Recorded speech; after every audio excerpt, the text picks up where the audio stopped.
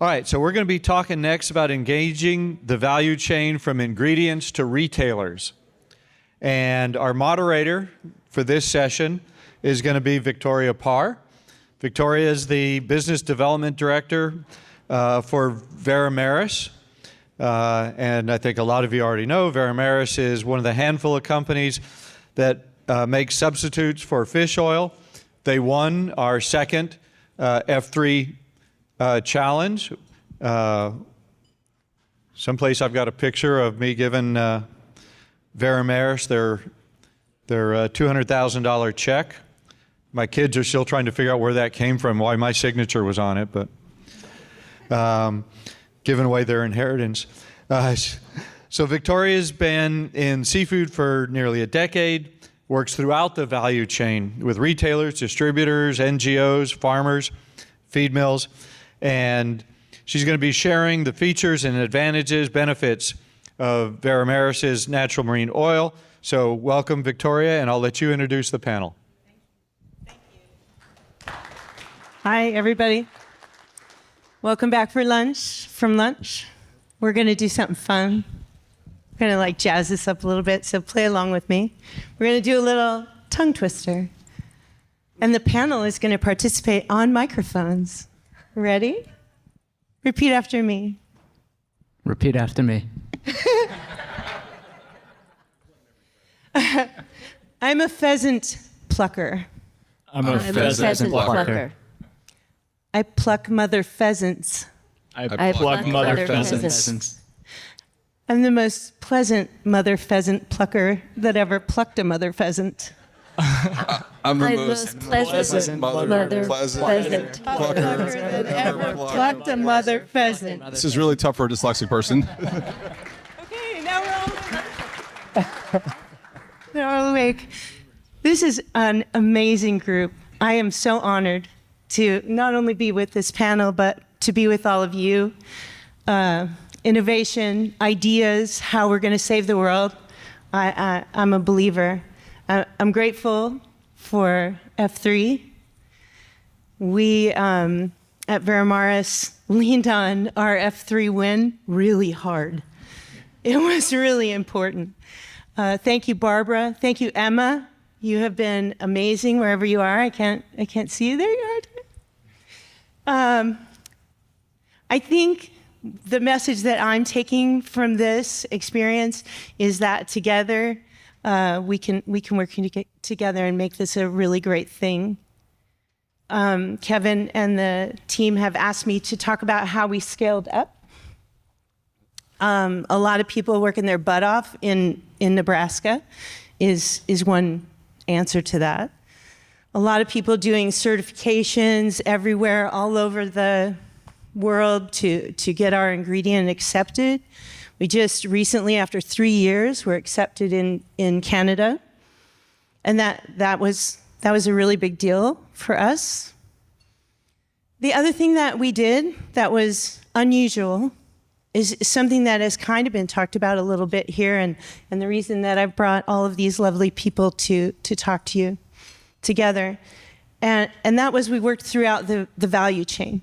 So it was not traditional. It was quite disruptive, and not everyone appreciated it at first.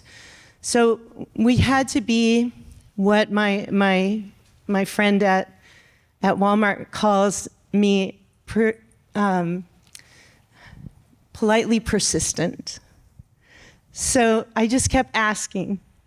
My colleagues in Australia, my colleagues in Europe just kept asking and just kept talking about the features, advantages, and benefits to using our algae oil and how that could help us to stand independent from maybe the traditional source of EPA and DHA. So that's how we continue to scale. I'm here to introduce you to these lovely people who are part of that value chain and who interact on the daily with consumers.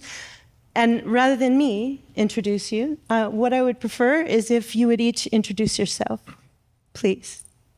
Thank you so much, Victoria, for having me, for having all of us. Appreciate it. My name is Oliver English. I'm the co-founder and CEO of Common Table Creative. We are a production company based in Los Angeles, and we focus on telling stories about the future of food.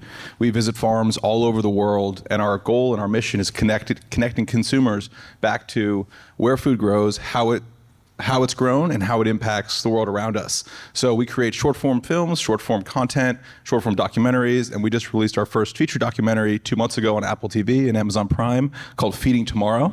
And we think of ourselves as sort of the top of the funnel. We are creating films and documentaries that connect all of these issues and solutions to regular consumers and inspire them to be part of the change. So it is our great passion to tell stories about the future of food, and excited to be with you here today.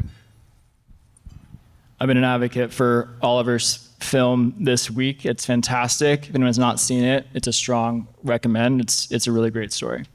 Thanks, Clark. Hi, I'm Clark. I support supply chain and farm operations at Seatopia. Seatopia is building the first truly regenerative seafood supply chain. And we're doing that by selling certified clean, mercury tested, and microplastic-free seafood direct to consumer in the States, through a distributed network of innovative farm partners around the world. So today, our subscribers and our customers will go to our website. They'll buy either a CSA type box with a mix of finfish and shellfish, or they can do an a la carte custom build your own box, selecting specific species from farm by name.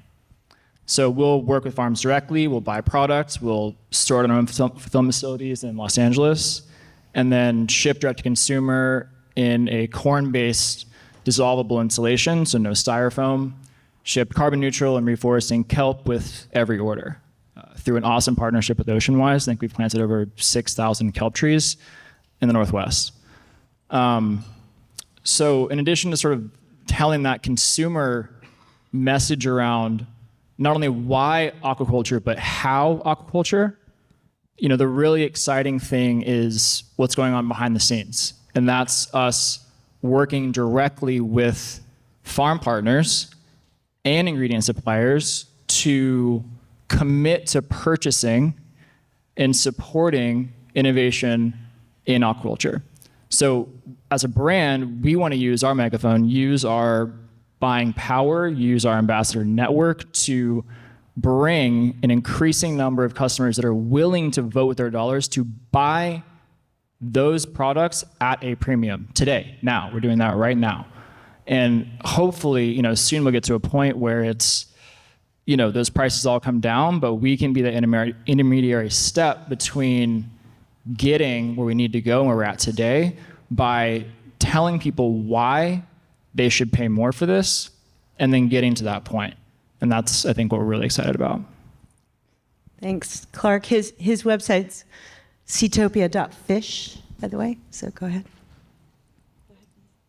Hi, everybody. I'm Maisie Ganzler, and I have recently moved from spending 30 years as the Chief Strategy and Brand Officer for Bon Appetit Management Company into a strategic advisory role, as I have mostly retired, but also had a book come out a couple months ago, which Victoria has a copy of. She is my best book seller, called You Can't Market Manure at Lunchtime, and other lessons from the food industry on creating a more sustainable company. So I spent the time at Bon Appetit, which is a company that serves about 250 million meals a year at colleges, private corporations, and specialty venues, museums, and a ballpark here or there, taking sustainability as our go-to-market differentiator. And I've now written what I hope is a practical how-to guide to help other companies do the same, to have the dual goals of making real change environmentally or socially, and then also getting market credit for doing so. And your website is? Is MaisieGanzler.com. And you can blame my parents for that being unspellable, but. It's in your schedule. You guys have it. Mike?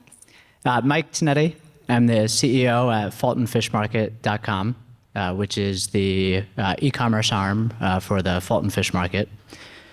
So for those of you that aren't familiar with it, the Fulton Fish Market, it's now 200 plus year old institution.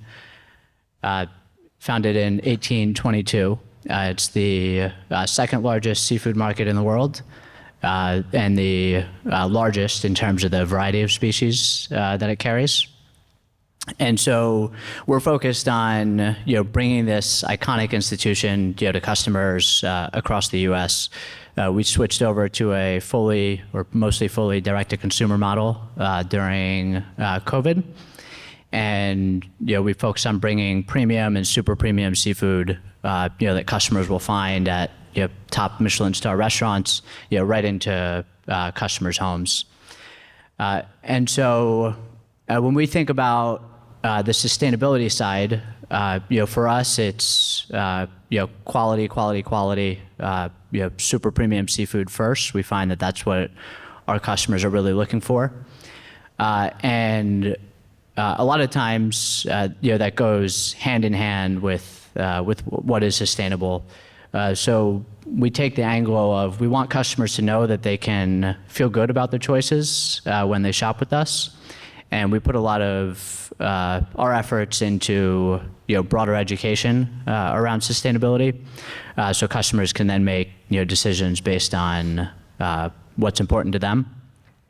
But what we constantly hear is over 90% of our customers, the most important thing to them is quality. Well before price.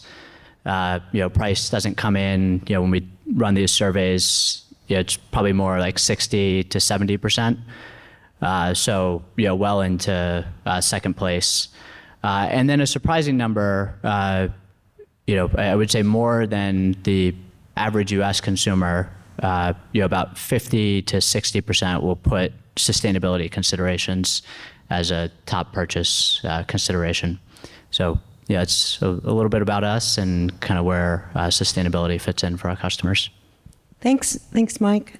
I'm wondering, I'm going to just pick on you first, how you were able to make the decision, or how Fulton Fish was able to make the decision to go from the B2B wholesale space to a B2C premium space, and what motivated you? So one of the questions that has been asked is there a customer for sustainability?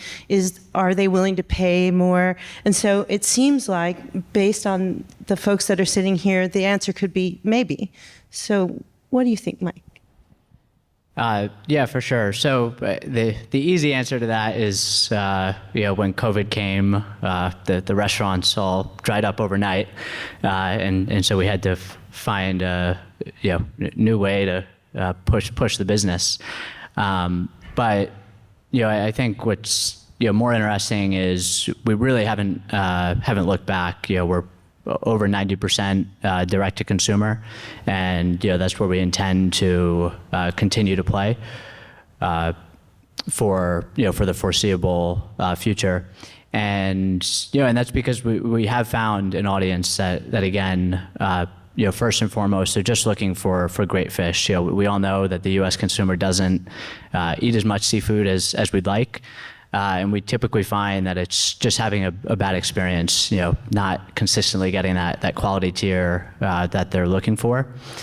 And part of it too is they want something that they can trust. I don't think the number of customers that are asking what's in the feed is probably closer to zero, at least today. And that's something, that I think, how do we bring customers along this education journey with us is something that, we should talk more about and, ideate on. But, it's certainly something that's interesting to customers. We get inbounds to customer service. We do a lot on the site to educate customers as much as we can around how do we think about, farm versus wild seafood? How do we think about, domestic versus imported?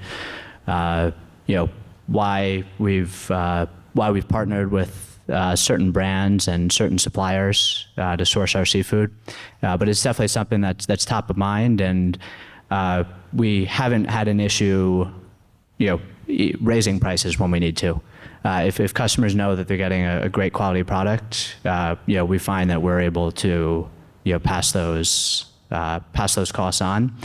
And that's one thing that I would say is good to think about is if you can keep the quality, the trout we had last night, for example, was fantastic. And so when you can keep the quality super high, you can bring customers along for the rest of the journey. If you start making the customer make trade-offs on the quality side and to a point on the price side, that's when things get more challenging. Thanks. I feel like, Clark, you could just scoop right in there and talk about quality and sort of how you are not only recruiting a demographic that's interested in sustainability and health, but also your influencer network too. Yeah, we've gotten some questions recently around, how have we brought in some of these really high-profile influencers and ambassadors that have been supporting Seatopia, and I think there's an immediate sort of truth answer to that, and then there's a longer, more interesting story. I think the quick truth is that these people have largely been our customers. And we say this with like a huge amount of gratitude. We have not been going out or seeking or paying for these types of partnerships. They have found us through the message or through word of mouth or through some of what we've been talking about in the megaphone around things like algae oil and algae-based feeds, and they buy. And I think part of that is speaking to the point of where we're at now on the sustainability journey and where we're sort of falling down the funnel of exposure and awareness in the broader consumer market. I do not think this would have been the case 10 years ago. I do not think this would have been the case 5 years ago. I think that a lot has happened, in the restaurant space, the culinary space, what Oliver has been doing. There's a blueprint now that organic region ag did, and it's perfect. And aquaculture has done a terrible job of telling that story, but the blueprint is there, and we can borrow elements of it. We can use the same metaphors. The infographics can be side by side. It makes perfect sense to customers because of the work that we think ag has been doing alongside for the last 10, 20 years. And so, yes, I think people do care about sustainability. It's changed a lot, but our success with influencers and ambassadors is really a testament more to that than anything special that we've done. That's a perfect segue to you, Oliver. I mean, you guys have to see his film. It's really good.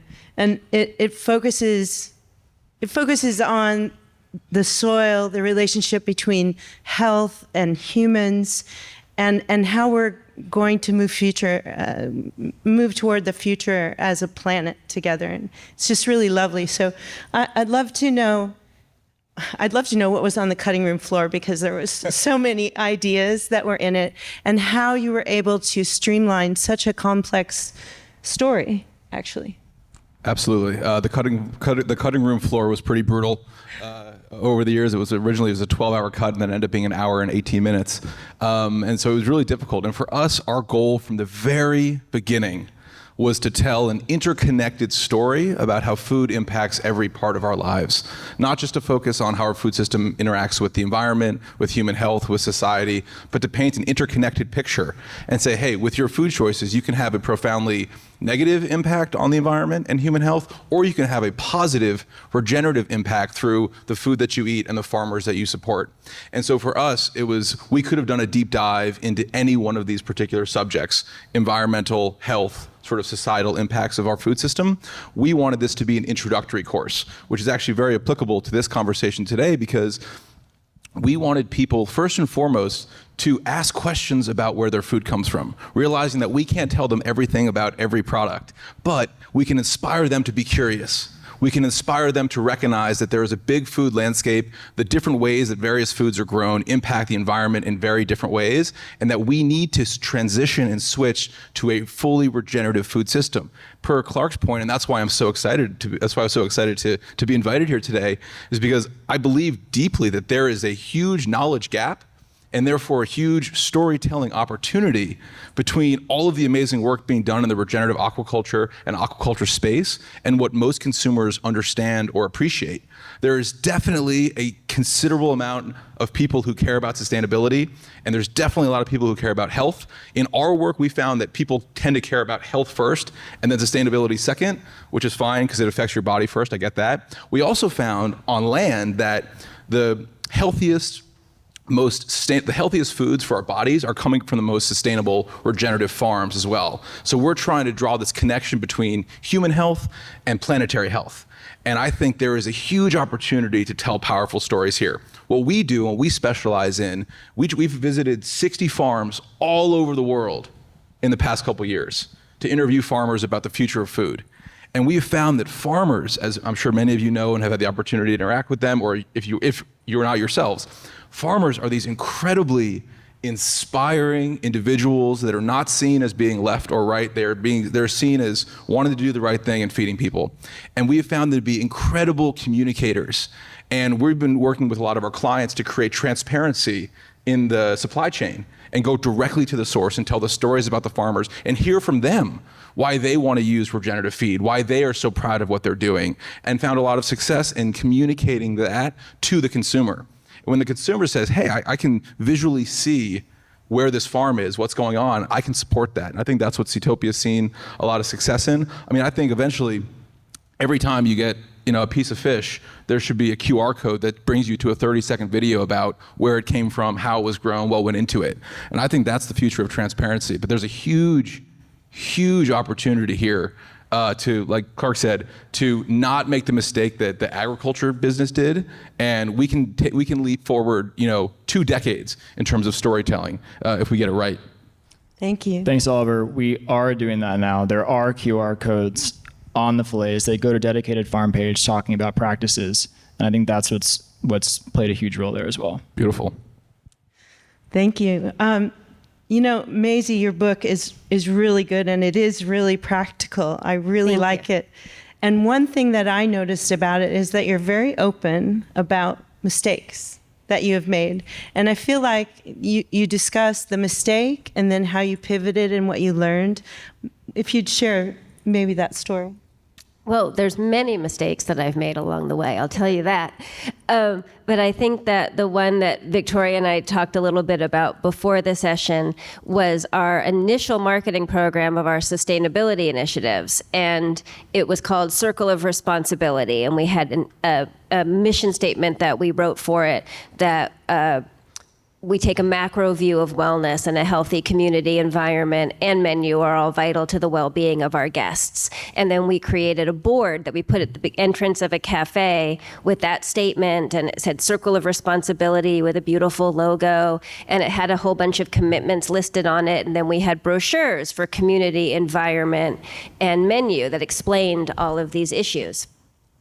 And I did focus groups, and we were not real often did we do focus groups at Bon Appetit. We sort of moved quickly and did things on our gut, which was our strength in many ways, but sometimes we slowed down. And I did focus groups, and I said at a corporate account, are you interested in these issues? And everybody said, yes, I'm interested. And, oh, do you care about it? Yes, I care about it. Would you like to learn? Yes, I'd like to learn. And then I said, did you see the board? And people went, huh? And I said, that big board at the entrance to the cafe, and it has the big, beautiful logo on it. And somebody said, oh, I saw that, but I didn't want to read it because it said responsibility, and I'm already responsible for enough. And so they saw all of my beautiful bullet points about what we were doing as something that I was asking them to be responsible for. And as we kept going in that conversation, somebody said to me, it's really about knowing what you're eating. And I was like, oh, that's what people want to know. They want to know what they're eating. And so the next version of the board said, know what you're eating on the top of it. And more people read it. But still, I never had to reprint the brochures because nobody took them.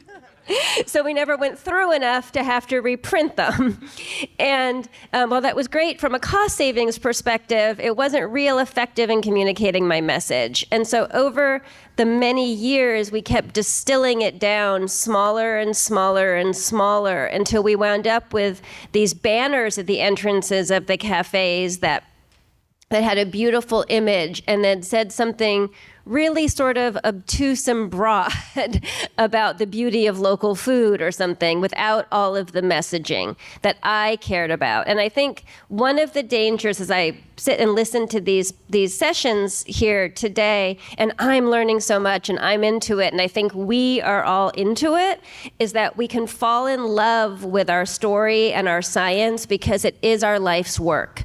And that doesn't mean that our customers, whoever your customer is, maybe it's a B2B customer or a B2C customer, has as much patience for the story. And so I think it's fantastic when you talk about like beautiful storytelling. Also the time and place of the storytelling. I was trying to tell this really long story as people were walking into a cafe. That is not where they want to stop and learn, right? So maybe it's when you're on the couch and you've got some time and you make the choice. Or we found having events where you prepared people that when they come to the cafe, you already know ahead of time there's going to be something special happening there, and they make more time in their schedule, or more importantly, just come with the mindset that they're going to listen and learn, because they're not just there to get lunch or to have that break from their day. So those are, I mean, I could talk for hours about all the mistakes I've made, but those are some of them. That's such a great story. I really enjoyed it in the book. At Veramaris, we're working with a farming partner in Chile who are raising steelhead trout, and working with, not telling them what to do, believe me, but they have created a brand called Algae and Insects. And when he first showed that to me, I was like, oh my God, we're going to put that on the shopping. Nobody's going to buy it. They're going to freak out. But what I think we're seeing is that it's an attention grabber, and they didn't just grow some steelhead and put it in a package, but they also developed a digital package to go with it, so that the retailer, whoever it is, will be able to tell the story. They're doing some really nice things like you're doing, like planting kelp. They're doing things, and so they're delivering not just fish in a skin pack, but fish in a skin pack with branding, with storytelling and assets that the retailer can ultimately use. And I'm wondering, I'm going to go to you, Mike, and like what could some of the producers or some of the different participants in the value chain provide you to tell your story better? Yeah, it's a good question. I think one thing to keep in mind is it's a funnel. There's lots of folks out there at the top, and slowly that falls off. Pretty quickly, it falls off by the time you get to the number of folks that are ready to make a purchase. And at each stage of that funnel, you really have, maybe 5 seconds, 10 if you're lucky, to get whatever message it is across to that person, and just try to get them, one step further down that funnel. And so, in my mind, it's about meeting the customers, where they are today. And, I think where most folks are today is, starting to understand some of the different certifying agencies, whether that's, the red, yellow, green, or, does it have that MSC, certification mark on it? And so, I think some of the opportunities can come by helping to expand upon where feed fits into some of those ratings. The other thing I might think about is what is that headline that kind of, to the algae and insects example, can really grab somebody's attention. Is it is it you saved or, we've saved, 2,000 tons of wild krill, this past month. But something that, really grabs that customer's attention, quickly without them having to think, too much about it. And then from there, you'll get the folks who are real advocates and really passionate about it to, double click and learn more. Well, Clark, Seatopia is the first retailer in the U.S. that's going to actually be using this brand. Just was introduced at CINA. And so I remember your reaction. Maybe you want to talk about how you felt when you saw it at first. I mean, we're thrilled about this partnership because this is exactly what we're looking for. Seatopia was engaged pretty early on at the inception of this partnership, which is fantastic. And we told Coletta Bay that this may not be the highest margin product that you're going to do. We understand this is a risk, but we want to buy this. And not only do we want to buy this, we want to use that brand megaphone that we have through this network of people talking about it to explain in the States why this is something we should care about. Today, we're literally running ads about insect and algae now. So we have to do that. That said, when I saw the packaging, I was like, this is ambitious. It says algae and insects, right on the front. And I think, I agree with Mike. There's a few different levels of consumers in terms of where they are on the funnel. I mean, this is really difficult. Don't get me wrong. We get a lot of emails from people like, wait, this is farmed. I thought farm fish was bad, And then we have people that are like asking specific questions around density, and they are asking specific questions around feed. And when we can give them those answers, and when we can answer where and how. Where is it from? How is it farmed? Where is it from? How is it farmed? Yeah. What did it eat? We need to be able to answer those questions. If we can't, we're never going to get to where we're trying to go, and that's exactly what we need. And Coletta Bay is a perfect example of how we can do that with a very clear label. Yeah. There are 2 ingredients, and they make perfect sense. They make perfect sense to people, and it makes perfect sense for the fish. It works. And that's something that it's very easy for us to communicate and help move this along. So, Maisie, we talked about this a little bit because it seems like to me, after I got over the name of it, it seemed like we needed to educate. And so we talked about events and how, talk to me about how effective those are and maybe how you do it. How I think events, as I mentioned, are really important because they put people in a different frame of mind and get them ready to stop and listen and learn when we're all moving so quickly.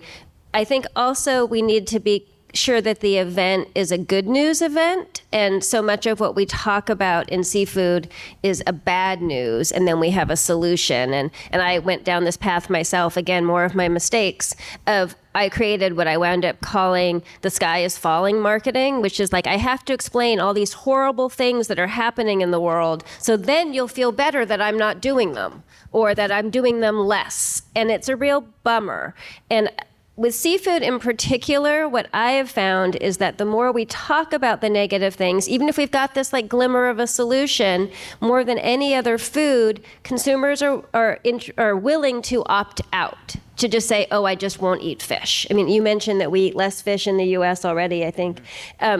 And part of us putting out messaging that things are bad is going to just destroy our market base as opposed to move them into better solutions or into paying more. Some percent will, but some just say, all farmed must be bad. It's too complicated. I don't want to know.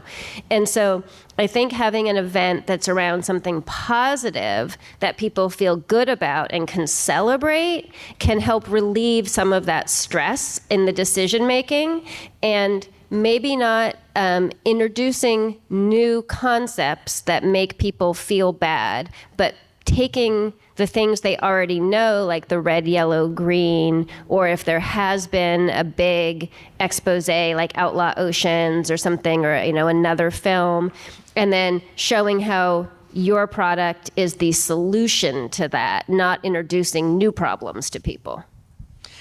Oliver, I feel like your film is is kind of doing exactly what Maisie's talking about. It didn't point, this is bad, this is bad. I mean, I have to confess, there have been so many criticisms about aquaculture that is like, oh, well, I want you to meet this chef and he's just done a new film. And I'm like, oh, a film, how could that be?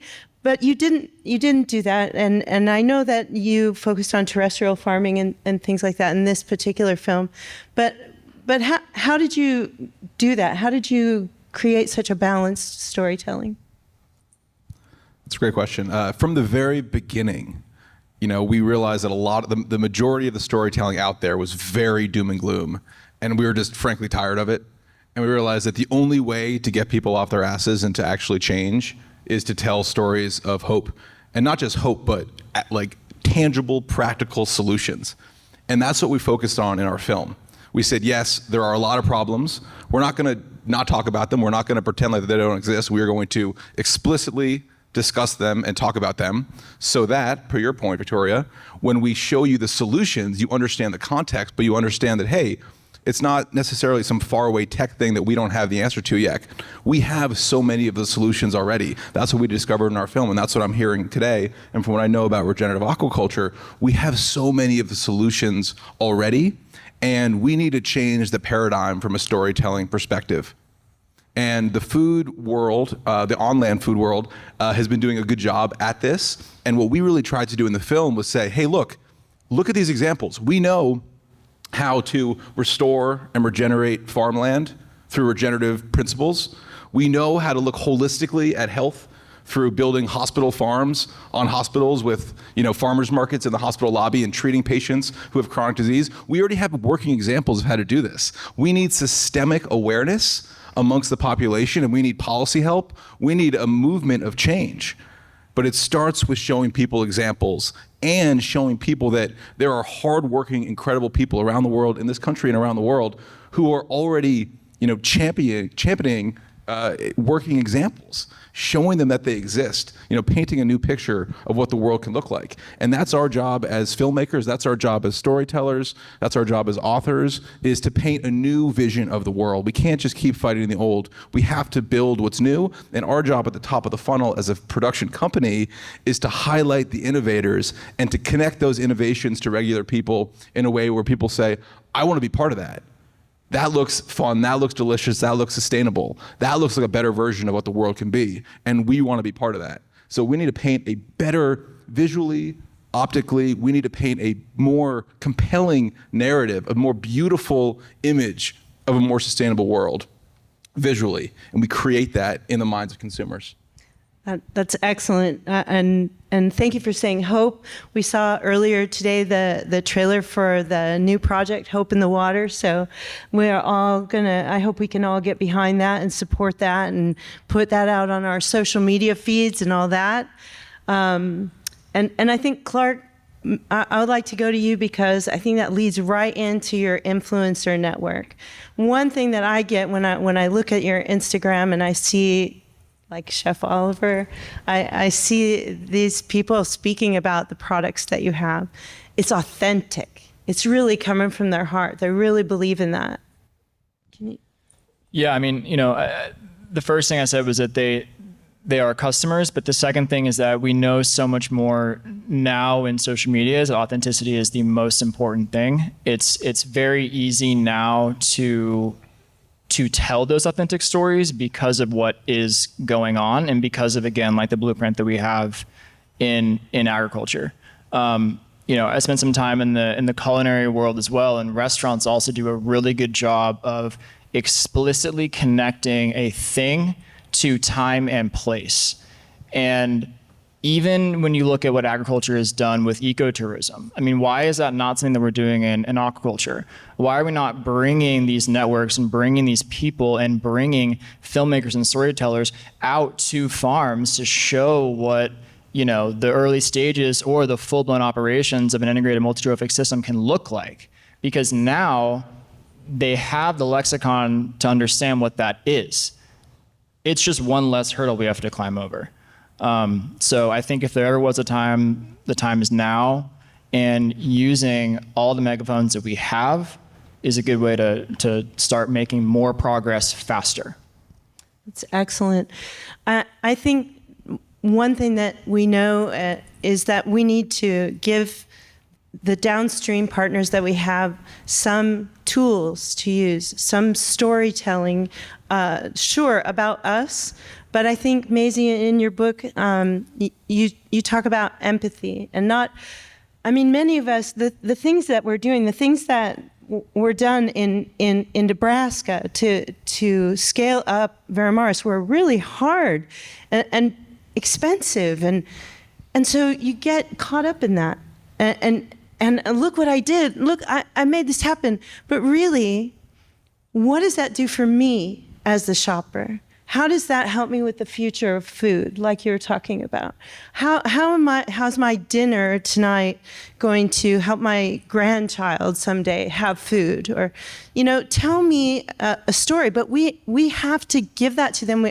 We can't, and this is just obviously my opinion, we can't just expect them to come up with this. However, Maisie, you did come up with it. And how were you able to get that empathy and put the customer in the middle? Well, we did it with a variety of messages to a variety of people. And I think you've heard that already several times on the panel about the funnel and where you intersect it. One of the best things I ever did from a marketing perspective was create what we called the Bon Appetit Management Company Fellows. And it was hiring recent college grads from schools that we served that had been student activists on their campuses. So they might have been the ones that were the most troublemaking to us, that had the most requests and the most questions. They were the rabble-rousers. And I hired them for a year or two, it was an option for a second-year renewal, to travel the country and speak to other students about sustainable food systems. And the Bon Appetit message was baked into that, but not the primary piece. And it was a peer-to-peer education where it's a very different conversation if somebody's saying, I was in your seat last year. I sat in a school where Bon Appetit served me, versus me, who was like the face of the corporation and of course was gonna lie to you, right? Because I'm like the man. So I feel like I'm the man? How did I become the man? But I am, it turns out. And these students, so I would bring them in and they had to spend several months learning all of our stories and stuff, and then the fellows would give the speech to me, and it's the worst tryout ever to tell somebody the origin story of all the things that they created. And always the students' first time, the fellows' first time, they would tell this really beautiful story of everything being perfect. And I would say, no, tell the real story. Tell about how I screwed up, or tell about when you were a student and you went to talk to your chef in the cafe and the chef blew you off. And then you tried again and they blew you off again. And the third time they had the conversation, really. So it goes back to that authenticity and the reality, and really trying to sit in somebody's shoes. And they had those conversations in classes where they were, again, people are primed to listen, or at student meetings. It turns out a lot of student groups meet at like 9 p.m. I never would go to a 9 p.m. meeting. But if I pay young people, they will go to 9 p.m. meetings. And then again, boiling it down to other people, some people just got a message that say like, fresh, local, seasonal, which, for me would be like, WTF, what does that mean? But for some people, that's all they can grok. That's all that they're ready to take on. So having the empathy of the person sitting, what problem are you solving for them, and what are they ready to hear? Excellent. So that leads me to the demographic question that we talked about a little bit, Mike. And I kind of like to know, like, how is your e-commerce business connecting on the demographic sort of segmentation? So for us, being based in the Northeast, that's where we have a lot of awareness. But nationwide, we do benefit from having this historic brand. So nationwide, there's probably about a third of the country that's familiar with us, and that is mostly split across the population centers in terms of where we're doing most of our business, and it's slightly more geared towards the Northeast. We do target higher end clientele, so I would say households that are 100,000 plus, and it's about evenly split between male and female. We're looking mostly, I would say 35 plus. So a lot of details there, but that's a bit about the demographics and folks that are maybe a little less numbers, just folks that want and appreciate and love great food. That's really what we're targeting with our messaging. Thanks. I'm curious. Your film hasn't been out that long. A month now? 2 months. 2 months. Are you getting some you getting some data back? Is Apple TV sharing with you who's watching? And I've not gotten the full scoop yet from our distributor Gravitas, but I'll keep you updated when I get it. I thought I would ask. It's always kind of a black box. But we did launch on 6 international airlines at the start of this month, which is pretty cool. Congratulations. I also don't have the information on that, so I can't share that with you. What about feedback? What are you hearing? I think that this is a moment and a movement whose time has come. I think all around the country and all around the world, there is a waking up to the macro challenges, the existential challenges facing our food system, from climate change to wars to, you name it. And there's an understanding that we need to shift things a little bit. We need a new paradigm. And we've seen this in the on-land agriculture world in the past, 10, 15 years. The awareness has really started to change. And I think the significant influx of documentaries has been really, really helpful for the movement. And I think the aquaculture and the fish, this movement right now is at a really pivotal and potentially powerful moment in this crux of awareness and also the scale and scope of the solutions that can exist. And so I implore you to think about storytelling. I implore you to think about really investing in controlling your narrative, wherever that may be in the value chain, connecting to your consumers. Some of the things that were spoken about today was, how do you connect to your consumers? And we found a shift in our business. We used to do a lot of 2, 3, 5 minute sort of hero videos. Now we're doing that as well, but we're cutting and we're getting requests to do a lot more 30 to 45 second, 50 second reels for Instagram that our clients are then using targeted ads for Instagram, TikTok, YouTube, you name it. And they are seeing a lot of success because they are able to target direct, for not a lot of money, they're able to target direct to their consumers a super targeted message that tells the story about their product, where it came from, how it was farmed, why it was farmed in this way, and how it impacts both human and environmental health. And we've seen a lot of success there. So as this movement continues to grow, and we're in a very exciting phase, I invite you to think about storytelling and really build that into your model as an essential part, because there's a knowledge gap. And if we in this room don't fill it with the right kind of stuff, someone else is gonna fill it with the other narrative. And we don't have time for that. Right, because people are interested. And Clark, I'm thinking of the most recent ads that I've seen for Seatopia. And honestly, I thought I was looking at Instagram because your Insta kind of fed into your ads. And so that is truly authentic.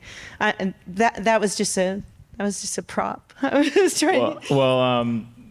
Our Seatopia founder has a strong creative direction there that's really worked well, and I think comes off as authentic as it is, which is really great. And there's some best practices there around how to do ads on social and all that stuff. I think is well discovered, but it has to be authentic and it has to be true.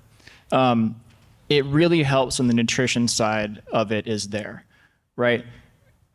Leading with sustainability and why this is better is something that should be done. It's been tried. It works to an extent, but when you can quantify through third-party, analysis, not just us saying it, that it's demonstrably more nutritious and better for people, you're going to move the needle a lot faster. And that's something that we really need to focus on. You know, we've talked a lot about farms and feed and nutrients and supplements in this conference. And it's like, from the consumer perspective, it's like, yes, what we hear from them is like, yes, but then what does this do to the end product? What are the omega-3 to omega-6 ratios? What is the nutrient density? What is the bioavailability? How is this better for me? And then show me that's the case, you know? And if we can prove it, which I really think we can with all the work that's been done in this room, then let's do that. And so us as a buyer, you know, us as a storyteller, where are those farms? I mean, who wants to take those risks and do that? Let us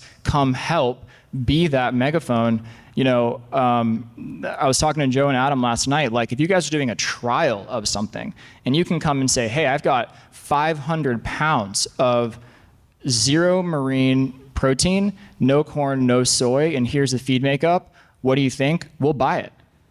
And then we'll get the feedback from people and then use a megaphone to talk about why this is the future. And that's, I think, what we need to do. Can I jump in? Yeah. I totally agree with what Clark is saying. I want to add a different perspective from a different marketplace as well. So not to counteract, to add to. And that is in the broader market where we're not talking about these highly educated, highly interested premium customers. When we're talking about the broader marketplace and we talk about feed, you're really talking about a B2B sale, right? And basically the only thing that I think that the broad marketplace is going to stay committed to, and I'd say loosely committed to, are their climate change commitments. All of the major food companies, all the major companies, period, have made these sweeping net zero commitments, 2030, 2050. No one knows how they're getting there, and most are not on track to get there, much less even to know how they're going to measure it, much less get there. But it all lies in their scope 3, and that's where you come in. And so that's, if you're talking about the broad market, that's where I would lean into, is this feed issue is going to help solve your climate change commitment problem. That's the only problem they've got. That's the one the SEC cares about. That's where I would lean in. Yeah, I would just second that, and also what Clark said. We've seen this, I think, from a communication. We've had success from a communications perspective, from a documentary production perspective, in drawing that, and Clark absolutely said it, and I think I said this earlier, people do care about the environment, but they really care about health first. And I tried to shoehorn the other way, and it just didn't work. But drawing a connection, an interconnection between health and environmental health is a winning argument, and I think it is a cornerstone of the food movement that we all need to cherish and celebrate in our own way.